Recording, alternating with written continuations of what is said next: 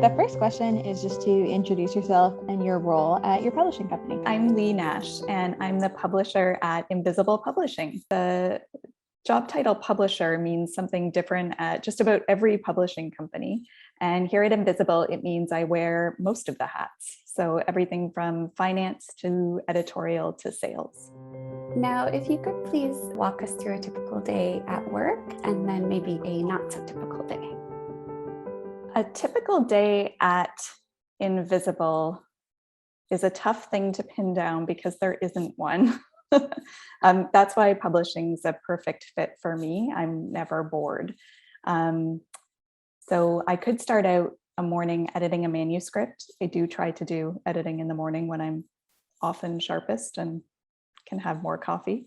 But I might have to stop to receive a skid of books from our printer to stock up our on-site warehouse here, or spend the afternoon reviewing financial statements and writing grant reports.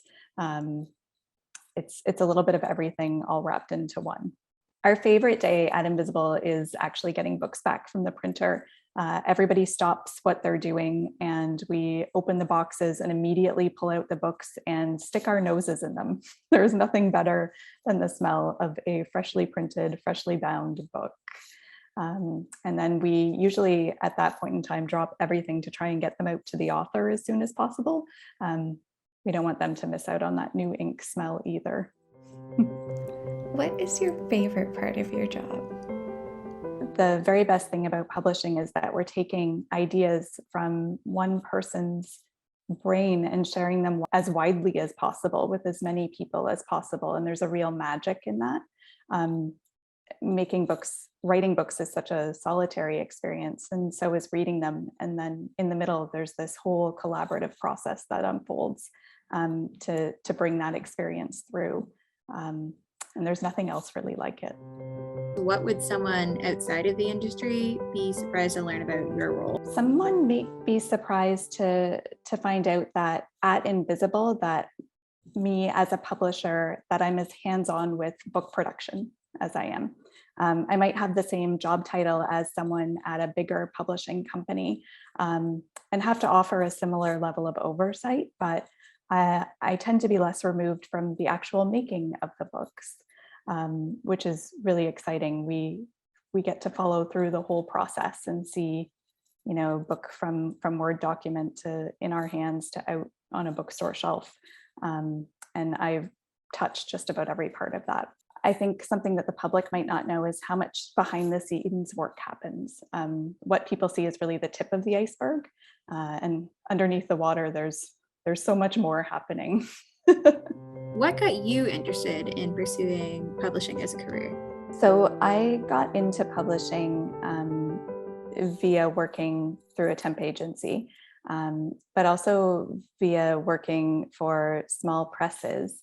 The first press I worked for was Mansfield Press, who later went on to publish my first collection of poetry after I was done working there.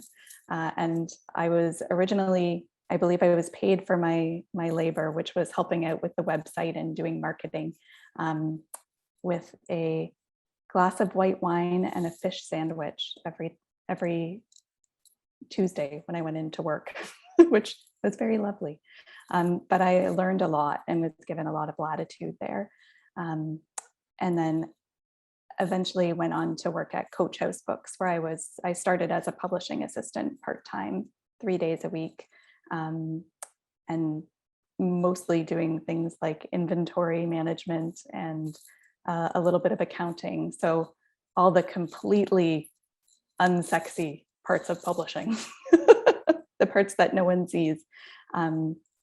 And eventually worked up to full-time and became the managing editor there. And so my experience with publishing has been more of an apprenticeship experience, where I've been lucky enough to have mentors take me on and teach me the ropes. And I've had the opportunity to absorb so many different ways of doing things. And all of that has really, I think, led to where I am today, sitting in the publisher's chair at Invisible. Why is independent Canadian publishing important? I think that it's really necessary and vital for Canadians and Indigenous people to have dedicated space to tell and share our stories. Without a Canadian industry, we'd be reading books probably solely by US and UK authors. And not that there's anything wrong with that, but those countries have their own cultures, and culture unites and helps us build our own identity as Canadians. And books are a really important and valuable tool in building culture and maintaining it. What are your hopes for the future of publishing? My hopes for the future of publishing are that the books that we publish continue to be more reflective of the demographics of our actual country. If our role is as publishers, in particular independent publishers, just to support and uplift and celebrate our culture, then I hope that we can continue to do that and keep that as a driving force.